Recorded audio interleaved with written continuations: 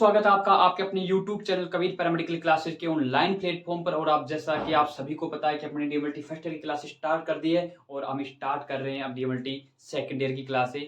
तो सबसे पहले अपन बात करेंगे बायोकेमिस्ट्री, और बायोकेमिस्ट्री में सबसे पहले इसका मीन क्या होता है, मतलब क्या होता है और इसकी डेफिनेशन क्या होता है, बेसिक इंट्रोडक्शन क्या होता है, इसकी बात करेंगे। फिर बात करेंगे कि सिलेबस ऑफ बायोकेमिस्ट्री और फिर हर एक टॉपिक को डिटेल से स्टडी करेंगे। तो सबसे पहले बात कर लेते हैं अपन कि बायोकेमिस्ट्री और बायोकेमिस्ट्री का मतलब क्या होता है, बायोकेमिस्ट्री वर्ड कहाँ से आया और बायोकेमिस्ट्री का कॉम्बिनेशन क्या है। तो देखते हैं डियर, सबसे पहले अपन कि बायोकेमिस्ट्री का कॉम्बिनेशन, बायोकेमिस्ट्री का कॉम्बिनेशन बायोलॉजी प्लस केमिस्ट्री से आया है। कहाँ से आया डियर? बायोलॉजी प्लस केमिस्ट्री से आया। ठीक है, बायोलॉजी की अगर बात करें तो बायोलॉजी से आया है बायो, और प्लस केमिस्ट्री से आया है केमिस्ट। ठीक है डियर, दोनों वर्ड मिला के क्या बन गए डियर? Bio chemistry. क्या बने डियर? Bio chemistry. इसका क्या है? कॉम्बिनेशन, दो वर्डों से कंबाइन होता है। ठीक है, अब बात करें कि बायोकेमिस्ट्री का मीन क्या होता है, इसका मतलब क्या होता है। देखिएगा, बायोकेमिस्ट्री भी दो वर्डों से मिलकर बना होता है। एक वर्ड है बायो और दूसरा है केमिस्ट्री। दूसरा कौन सा है डियर?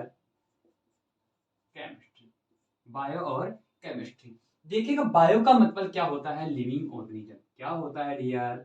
Living organism. क्या होता है? Living organism. और केमिस्ट्री का मतलब होता है केमिकल रिएक्शन या फिर केमिकल कंपोजिशन। क्या होता है? केमिकल रिएक्शन या केमिकल कंपोजिशन। ठीक है, अब इसकी डेफिनेशन यहीं से निकाले, यहीं से इसकी डेफिनेशन निकल रही है कि बायो और केमिस्ट्री। बायो का मतलब बताया लिविंग ऑर्गेनिज्म, केमिस्ट्री का मतलब होता है केमिकल रिएक्शन या कंपोजिशन। कि लिविंग ऑर्गेनिज्म के अंदर, किसके अंदर? लिविंग ऑर्गेनिज्म के अंदर होने वाली केमिकल रिएक्शन की स्टडी, केमिकल रिएक्शन की स्टडी कहाँ करते हैं डियर? उसकी स्टडी करते हैं अपन बायोकेमिस्ट्री में। कहाँ करते हैं डियर? बायो केमिस्ट्री में। डेफिनेशन के ऊपर बात करें तो लिविंग ऑर्गेनिज्म के अंदर होने वाली केमिकल रिएक्शन की स्टडी कहाँ करते हैं? बायोकेमिस्ट्री में करते हैं। ठीक है डियर, तो अगर बात करते हैं, ये हो गई अपनी क्या? डेफिनेशन, और ये हो गया इसका कंबाइन और मीन। अब बात करते हैं अपन किसकी डियर? अब इसकी बेसिक डेफिनेशन की, कि बायोकेमिस्ट्री की डेफिनेशन क्या होती है। तो हेडिंग लगाइएगा बायोकेमिस्ट्री की डेफिनेशन। तो डियर, अब बात करते हैं अपन किसकी? डेफिनेशन की, कि बायोकेमिस्ट्री की एक डेफिनेशन क्या होती है। तो देखिएगा, biochemistry is a branch of laboratory medicine. Biochemistry is a branch of laboratory medicine which deal with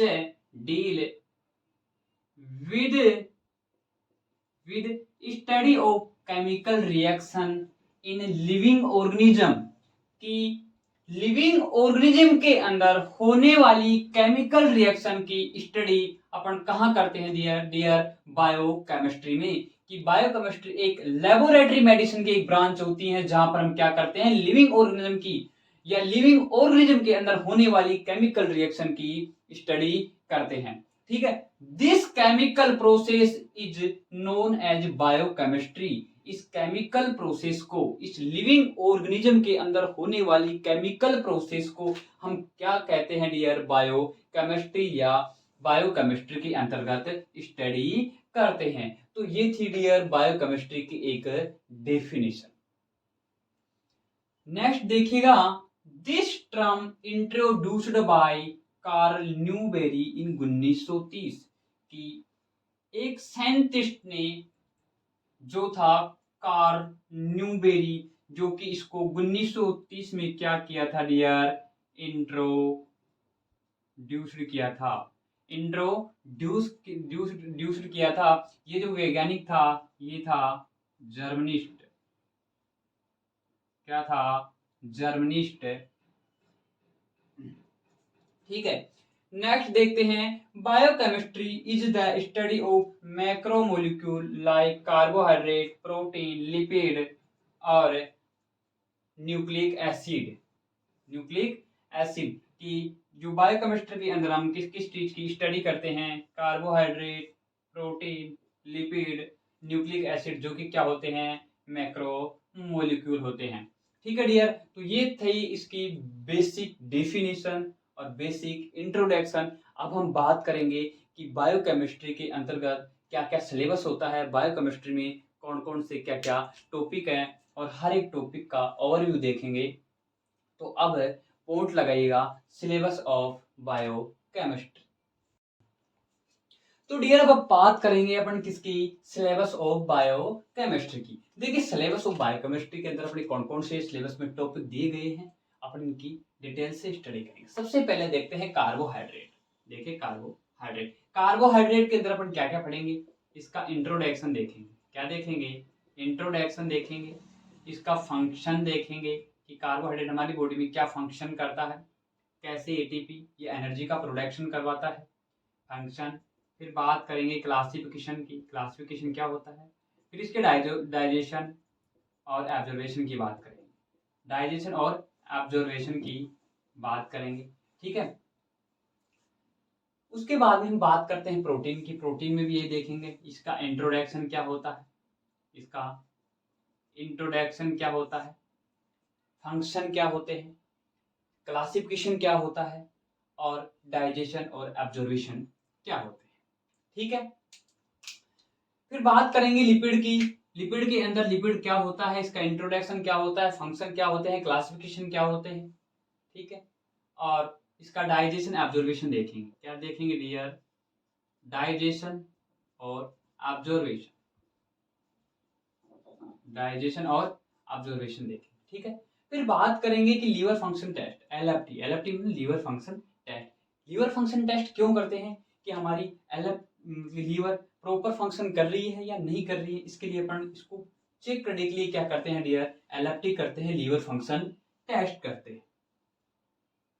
LFT के अंदर देखेंगे कि एलएफटी लीवर का इंट्रोडक्शन देखेंगे, फंक्शन देखेंगे, डायग्राम देखेंगे, कैसे फंक्शन करती है, कौन कौन से पैरामीटर होते हैं, जैसे एसजीओटी है, एसजीओटी है, कौन कौन से एंजाइम भी प्रेजेंट होते हैं इसमें, एसजीओटी है, एसजीपीटी है, एल्केलाइन, फॉस्फेट है, प्रोटीन है और बिलिरुबिन है। ये सारी चीजें देखेंगे किसमें, एलएफटी के अंदर। ये एलएफटी के पैरामीटर्स होते हैं, और भी बहुत सारे पैरामीटर के बारे में डिस्कस करें। ठीक है, नेक्स्ट देखते हैं RFT, renal function test. Renal function test को डियर क्या बोलते हैं, केएफटी भी बोलते हैं। क्या बोलते हैं डियर, केएफटी बोलते हैं, किडनी फंक्शन टेस्ट। ठीक, आरएफटी के अंदर हमारी जो रीनल होती है, किडनी होती है, कैसे फंक्शन करती है, प्रॉपर फंक्शन कर रही है या नहीं कर रही है, इसको देखने के लिए अपन क्या करते हैं, रीनल फंक्शन टेस्ट करते हैं, किडनी फंक्शन टेस्ट करते हैं। ठीक है, इसके अंदर भी बहुत सारे पैरामीटर होते हैं, जैसे यूरिया, यूरिक एसिड, क्रिएटिनिन, और भी बहुत सारे पैरामीटर होते हैं जिसके बारे में अपन डिस्कस करेंगे। जब अपन आरएफटी पढ़ेंगे तो डिटेल से डिस्कस करेंगे। ठीक है, क्लियर है। नेक्स्ट देखते हैं क्वालिटी कंट्रोल कि क्वालिटी कंट्रोल या क्यूसी। क्यूसी क्या होता है, एक्यूसी होता है, एक्सटर्नल क्वालिटी कंट्रोल होता है, आईक्यूसी होता है, इंटरनल क्वालिटी कंट्रोल। इनके बारे में अपन क्या करेंगे, डिटेल से स्टडी करेंगे। ऑटोमेशन की बात करेंगे कि ऑटोमेशन क्या होता है। ऑटोमेशन की अपन बात करेंगे, फुल्ली ऑटोमेशन की। किसकी बात करेंगे, फुल्ली ऑटोमेशन की बात करेंगे, और सेमी ऑटोमेशन की बात करेंगे, semi automation. Dear fully automation के अंदर सारे फंक्शन किसके द्वारा, जो मशीन होती है, जो मेरे पास एनालाइजर होता है, उसके द्वारा परफॉर्म किए जाते हैं। लेकिन सेमी एनालाइजर के अंदर कुछ फंक्शन टेक्नीशियन के द्वारा परफॉर्म किए जाते हैं और कुछ फंक्शन एनालाइजर के द्वारा परफॉर्म किए जाते हैं। तो जब बात करेंगे ऑटोमेशन की, तो ऑटोमेशन के बारे में डिटेल से स्टडी करेंगे। नेक्स्ट देखते हैं ब्लड कंपोजिशन। ब्लड कंपोजिशन अपन पढ़ चुके हैं, अपना पार्ट फर्स्ट और सेकंड अभी तक आपने नहीं देखा है तो अभी आप प्लेलिस्ट में जाके देख सकते हो। जो अपनी डिटेल से बात कर रखी है, ब्लड का इंट्रोडक्शन, ब्लड का फंक्शन, ब्लड का क्लासिफिकेशन, ब्लड का जो भी पूरी डिटेल से अपन वहाँ स्टडी कर रखे हैं। ठीक है, नेक्स्ट हम बात करते हैं न्यूक्लिक एसिड की, कि न्यूक्लिक एसिड क्या होता है, न्यूक्लिक एसिड के फंक्शन क्या होते हैं, न्यूक्लिक एसिड के अंतर्गत क्या क्या चीजें आती है, जैसे आरएनए है, डीएनए है, इनकी क्या करेंगे डिटेल से स्टडी करेंगे जब अपन न्यूक्लिक एसिड की बात करेंगे। ठीक है डियर, अब बात करते हैं गाउट की। गाउट क्या है, एक डिजीज होती है, एक डिजीज होती है। ये डिजीज कब होती है, जब अपने साइनोवियल जॉइंट होते हैं, कौन से साइनोवियल जॉइंट के अंदर क्या हो जाता है, यूरिक एसिड, यूरिक एसिड क्या हो जाता है, एक्यूमुलेट हो जाता है। क्या हो जाता है डियर, एक्यूमुलेट हो जाता है, इकट्ठा हो जाता है। तो उस कंडीशन में यानी यूरिक एसिड की मात्रा कहाँ बढ़ जाती है, क्वांटिटी अपने जो साइनोवियल जॉइंट होता है उसके अंदर। तो उस कंडीशन में क्या होता है डियर, गाउट, उस कंडीशन में होता है गाउट। प्राइमरी गाउट होता है, सेकेंडरी गाउट होता है। इसके जब डिटेल से स्टडी करेंगे जब अपन गाउट की बात करेंगे। ठीक है, नेक्स्ट बात करते हैं गैस्ट्रिक जूस की, कि कौन कौन से गैस्ट्रिक जूस होते हैं जो हमारे पाचन के अंदर इंपॉर्टेंट रोल प्ले करते हैं, जैसे HCl है, HCl हाइड्रोक्लोरिक एसिड है। ये क्या करता है, अपने पाचन में इसका इंपॉर्टेंट रोल होता है। जब गैस्ट्रिक जूस की बात करेंगे, बहुत सारे गैस्ट्रिक जूस होते हैं अपने स्टमक में, जब हम बात करेंगे गैस्ट्रिक जूस की तब इसकी डिटेल से स्टडी करेंगे। ठीक है, अब बात करते हैं पेनक्रियाटिक एंजाइम। पेनक्रियाटिक एंजाइम क्या होते हैं, जो पेनक्रियाज के द्वारा क्या होते हैं, सिक्रेट होते हैं, सिक्रीशन किए जाते हैं। पेनक्रियाज जैसे, पेनक्रियाटिक एंजाइम जैसे एमाइलेज है, कौन कौन से हैं, एमाइलेज है और लाइपेज है।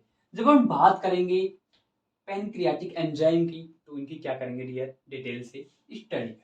कार्डियक प्रोफाइल है, कार्डियक प्रोफाइल के अंदर जैसे CPKM क्या होता है, CPKMB होता है, ट्रोपोनिन टी होता है, ट्रोपोनिन टी होता है। क्या होता है डियर, ट्रोपोनिन टी होता है, CPKMB होता है, क्रेटिनिन फॉस्फेट काइनेज। ठीक है, अब अपन बात करेंगे, नेक्स्ट बात करेंगे जब इसकी डिटेल से स्टडी जब करेंगे जब अपन टॉपिक की बात करेंगे। ठीक है, normal and abnormal constitute of biochemistry, कि बायोकेमिस्ट्री के अंदर नॉर्मल और एबनॉर्मल कॉन्स्टिट्यूट क्या क्या होते हैं, इनकी नॉर्मल रेंज क्या क्या होती है, एबनॉर्मल वैल्यू क्या होती है, नॉर्मल वैल्यू क्या होती है। ये सारे टॉपिक्स हैं, इनका डिस्कशन करेंगे जब अपन एक एक टॉपिक की डिटेल से स्टडी करेंगे। तो डियर ये था अपना बायोकेमिस्ट्री का सिलेबस जो अपने बायोकेमिस्ट्री के अंतर्गत आता है, और इनकी एक एक की अपन क्या करेंगे, बिल्कुल इजी लैंग्वेज के अंदर स्टडी करने वाले हैं। दोस्तों अगर कोई टॉपिक छूट गया हो तो आप हमारे कमेंट सेक्शन में कमेंट करके बता सकते हो कि कोई टॉपिक रह तो नहीं गया, छूट तो नहीं गया है।